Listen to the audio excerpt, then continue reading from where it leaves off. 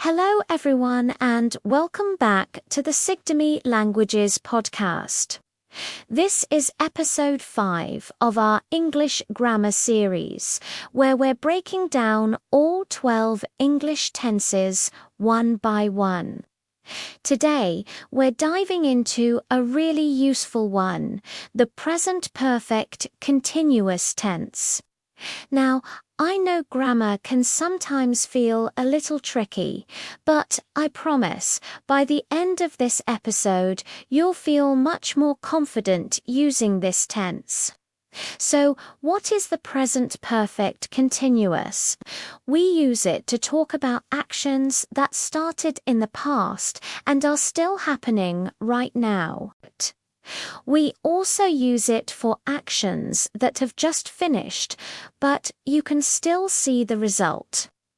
Think of it as a bridge connecting the past to the present, ready to get started. Great. Let's begin with the basics. How to form this tense. The formula is actually quite simple. You need 3 parts. First, you need the subject. That's I, you, he, she, it, we, or they. Next, you need the auxiliary verb have or has, plus the word been. Remember, we use have with I, you, we, and they. We use has with he, she, and it. The third and final part is the main verb with an ing ending. We often call this the present participle. So the structure looks like this. Subject plus have, has plus been plus verbing. Let's look at some examples to make it super clear. If the subject is I and the verb is study, the sentence becomes, I have been studying. If the subject is she and the verb is work, it becomes, she has been working. And if the subject is they and the verb is wait, it's they have been waiting. See, not so bad. In spoken English, we often use contractions to sound more natural. I have becomes I've, you have becomes you've. He has becomes he's, and she has becomes she's. So, you'll often hear people say, I've been studying, or she's been working. Now, how do we make a negative sentence? It's easy. We just add the word not after have or has. So, the structure is subject plus have, has plus not plus been plus verbing.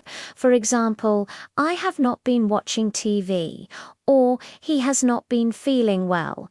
And again, we love contractions.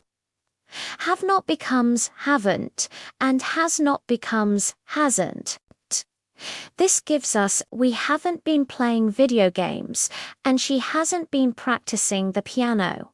It sounds much more fluent, doesn't it? Finally, let's talk about questions. To ask a question, we just change the order.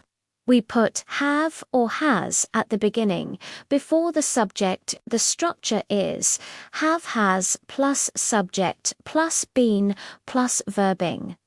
For instance, have you been waiting long, or has he been working on the project? If you want to ask a more detailed question, you can add a question word like what, where, or how long at the very beginning. For example, what have you been doing? Or how long has she been learning Spanish? So that's the structure. Let's do a quick recap. For positive sentences, I have been learning. For negative sentences, I haven't been learning. And for questions, have you been learning? Easy enough, right? Now that we know how to form the present perfect continuous, let's talk about when to use it. This is the most important part. There are two main situations where this tense is your best friend. Situation 1 is for actions that started in the past and are still continuing in the present. The focus here is on the duration of the action, how long it has been happening. That's why you'll often see this tense used with for and since. We use for to talk about a period of time, like for 2 hours, for 3 weeks, or for 10 years. We use since to talk about a starting point in time, like since 8 a.m., since Monday, or since 2021. Let's look at some examples. I have been studying English for 2 hours. This means I started studying 2 hours ago and I am still studying right now. The action is not finished. Another example, she has been working here since 2021. This tells us she started her job in 2021 and she still works here today. The action continues. Think about something you are doing right now that started in the past. Maybe you've been listening to this podcast for about 5 minutes. See, you're using the tense already. The second main situation is for actions that have just recently stopped, but have a result that we can see, hear, or feel in the present. The action is finished, but the evidence is still there. For example, imagine you walk into a room and the floor is wet. You might ask your friend, "Have you been washing the floor?" The action of washing is finished, but the result, the wet floor, is obvious. Here's another one. Your friend looks very tired. You could say, "You look exhausted. Have you been running?" They are not running now, but their tired appearance is the result of running. Or maybe you can smell something delicious. You could say to your roommate, "It smells amazing in here." Have you been baking? The baking might be finished, but that wonderful smell is the result. So, to recap the uses, an unfinished action continuing up to now, or a recently finished action with a present result. A common point of confusion for learners is the difference between the present perfect simple and the present perfect continuous. They can seem very similar, but there's a key difference in focus. Let's compare present perfect simple, which we covered in a previous episode, focuses on the result of a completed action. The present perfect continuous focuses on the duration or the continuous nature of the action itself. Let's take the verb paint. If I say, "I have painted the living room," present perfect simple, it means the job is finished. The living room has a new color. The result is complete. But if I say, "I have been painting the living room," present perfect continuous, the focus is on the activity. It suggests that I'm probably tired, covered in paint, and maybe the job isn't even finished yet. The action itself is the important part. Here's another example. I have read that book. Simple, this means I finished the book. I know the story. But I have been reading that book. Continuous means I am in the middle of reading it. I haven't finished it yet. So ask yourself, is the result more important, or is the action itself more important? If it's the result of a completed action, use present perfect simple. If it's the duration or the ongoing nature of the activity, use present perfect continuous now. Let's talk about some common mistakes to avoid. One big mistake is using the present perfect continuous with what we call stative verbs. Stative verbs describe states or conditions, not actions. These are verbs like know, believe, understand, love, like, have for possession, or be. These verbs don't usually work in a continuous tense. For example, you wouldn't say, I have been knowing him for 5 years. It just sounds wrong in English. Instead, you should use the present perfect simple. I have known him for 5 years. Similarly, you don't say, she has been having a car since last year.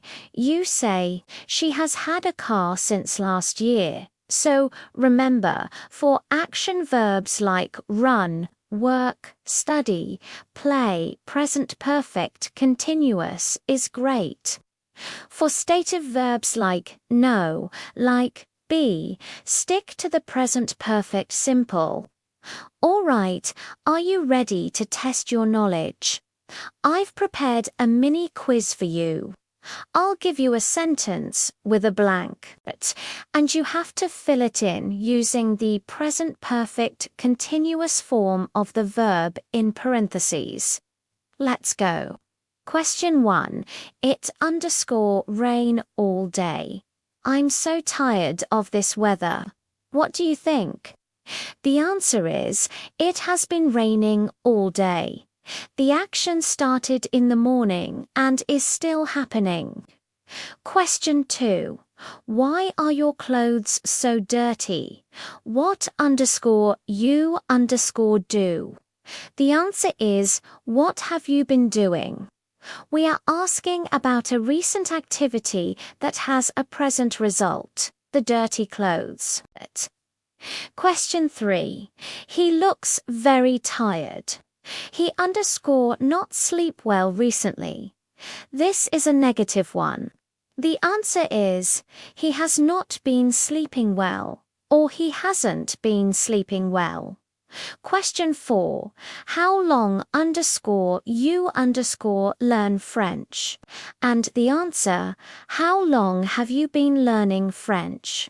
We're asking about the duration of an action that is still in progress. Last one, question 5. We_wait for the bus for over half an hour. The answer is, we have been waiting for the bus. The waiting started in the past and is still happening now. How did you do? Even if you made a few mistakes, don't worry. That's how we learn. The key is to practice. Practice, practice. Try to make your own sentences. Look around you. What has been happening? Maybe your dog has been sleeping on the sofa all afternoon. Maybe your neighbor has been playing loud music. That brings us to the end of episode 5. We learned how to form the present perfect continuous, when to use it for ongoing and recently finished actions, how it differs from the present perfect simple, and some common mistakes to avoid. I hope you're feeling more confident and ready to use it in your own conversations. Thank you so much for tuning in to the Sigdemy Languages podcast. Your support means the world to us. Make sure you subscribe or follow us on your favorite podcast platform so you don't miss our next episode. In episode 6, we'll be jumping back in time to explore the past continuous tense. For more resources, including transcripts and exercises for our episodes, be sure to visit our website at Sigdemy Languages. You can learn anytime, anywhere, and explore the world through languages with us. Thanks again for listening. Happy learning, and see you next time.